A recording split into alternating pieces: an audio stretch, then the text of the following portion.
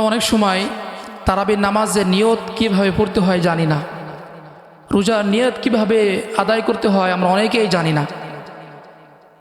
কিন্তু এই নিয়ত একদম সহজ থাকার পরেও আমরা অনেক সময় কঠিনের মধ্যে পড়ে আমরা অনেকেই এই নিয়তের কারণে নামাজ রোজাও আদায় করে না।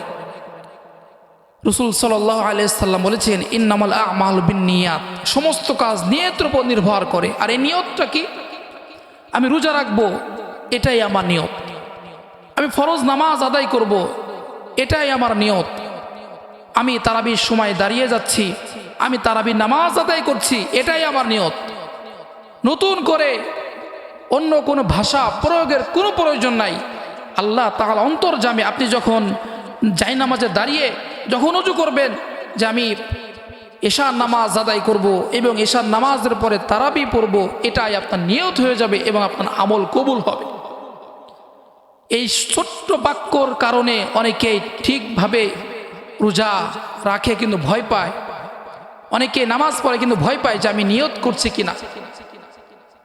এই জন্য নিয়ত একদম সহজ, নিয়ত নিয়ে কখনো ভয় পাওয়ার কোনো কারণ নাই।